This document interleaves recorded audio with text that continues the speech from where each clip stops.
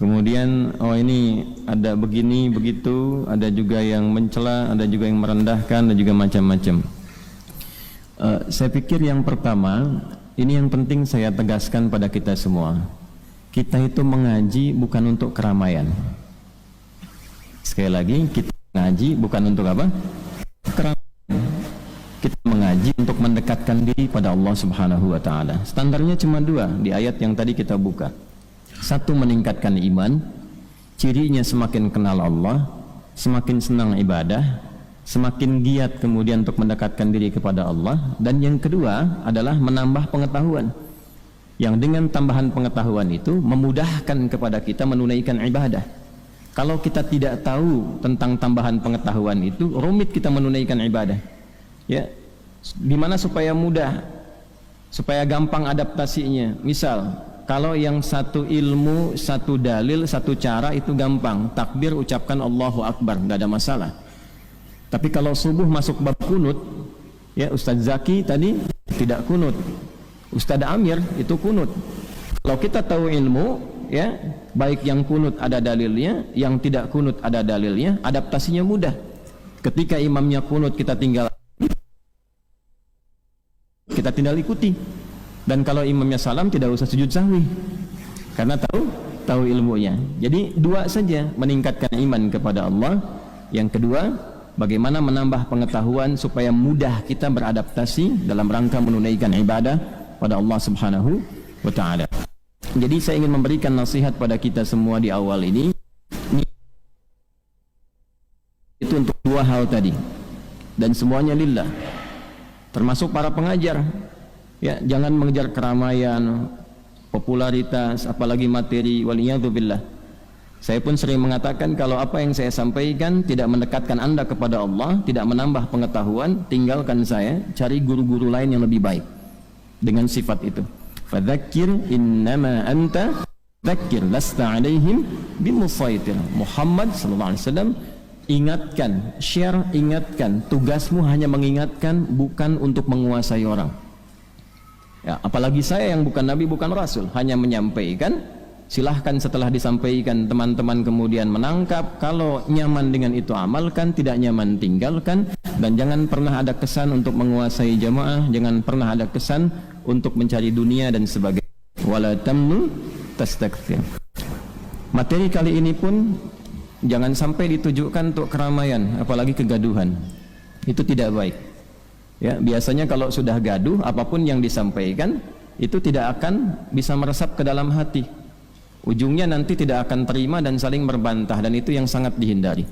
Ya, yang paling berbahaya nanti saling menuduh. Kalau bukan fitnah, ya ghibah nantinya, dua-duanya tidak baik. Karena itu materi sekarang pun diniatkan memperdalam pengetahuan, sehingga bertambah pengetahuan itu, dan dengan tambahan pengetahuan itu kita bawa untuk mendekati Allah Subhanahu wa taala. Jadi jangan diartikan dalam konteks membantah supaya nanti video tidak dipotong, ini klarifikasi ini itu tidak. Kita hari ini ngaji, ya nggak ada urusan dengan yang lain-lain. Dan tidak usah marah, saya pun tidak marah. Saya tidak marah, ya tidak usah marah. Dicela itu biasa, tidak apa-apa. Nanti kan semua bertanggung jawab di hadapan Allah. Saat pulang kepada Allah dihisab, saat dihisab ditampakkan semua, dibuka hatinya, dilihat perbuatannya. Kan semua kembali, itu aja. Jadi tidak usah terlalu capek dengan itu semua. Nikmati apa yang ada saja. Ya. Bismillahirrahmanirrahim. Baik, saya bagi kepada 3 bagian. Satu, ini ada kronologis supaya diketahui dengan baik.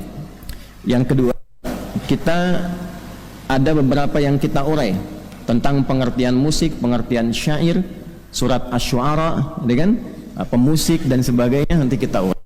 Nah, kemudian yang ketiga, kalau waktunya masih ada, kajian perdana ya Ustadz ya. Oh, jadi jam 2.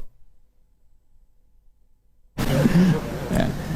Yang ketiga tentang hukum, hukumnya bagaimana dalam Al-Quran dan Sunnah. Ya, jadi kalau Allah, kalau Rasulnya seperti apa, dan jangan lupa memahami kalau Allah, kalau Rasul itu seperti apa, dan bagaimana cara memahaminya. Ya, itu 3 bagian yang kita coba akan hadirkan. Bagian pertama, itu kan ada cuplikan yang viral ya, kurang lebih 2 menit lah ya. Kemudian diambil sedikit. Nah, materi yang diambil itu Itu ada di pengkajian Ramadan yang dilangsungkan di Universitas Muhammadiyah Jakarta, berlangsung dari 8 sampai 10 Ramadan. Itu di kisaran 18 sampai 20 Maret 2024. Jadi isi materi sesi 4. Bukan hanya saya, ada juga saudari Ustazah Oki Siana Dewi itu, ya, karena itu talk show sifatnya. Dan ini yang penting, jamaah yang datang itu bukan kalangan awam, bukan yang tidak tahu ilmu, tapi utusan dari setiap provinsi se-Indonesia. Di situ ada majelis tarjih yang bagian konstruksi hukum fikih, ada beberapa profesor, ada mubalig, ada macam-macam dan sebagainya. Karena sifatnya pengkajian, bukan pengajian.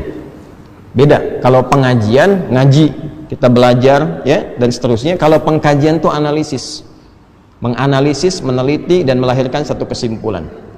Baik. Secara singkat dan padat saja, karena kita bagi dengan cepat, yang diambil di cuplik itu, diantaranya ada satu pertanyaan tentang hukum musik. Sebetulnya ada satu pernyataan, ada satu pertanyaan. Pernyataannya dari moderator yang menyamakan Quran dengan musik, dan saya bantah tegas itu dengan dalil dan seterusnya. Yang kedua, yang ini yang penting, pertanyaan tentang musik, tentang hukum musik. Ya, nanti teman-teman bisa lihat tuh, klik aja di YouTube tuh gampang, pengkajian Ramadan UMJ, ya, nanti keluar tuh. Itu ada kurang lebih 2 jam di situ. Kemudian saya jawab dengan menyampaikan 2 hal. Pertama, ini standar kami. Saya menyampaikan sikap sebelum menyampaikan hukum. Sikap saya terhadap musik karena saya ini senang Quran, cinta Quran, dan berharap menjadi bagian dari ahli Quran, maka posisi saya menjauhi musik karena saya tidak suka musik. Gelombang musik itu nggak sama dengan gelombang Quran. Itu poin saya. Itu sikap yang pertama saya sampaikan. Adapun terkait hukum, mesti jujur. Disampaikanlah bagaimana pandangan ulama tentang hukum itu. Walaupun kita punya sikap berbeda, hukum harus disampaikan. Antum mau kunut, boleh, tapi antum sampaikan dalil yang tidak kunut. Supaya nanti saat ada orang tidak kunut, antum mengerti.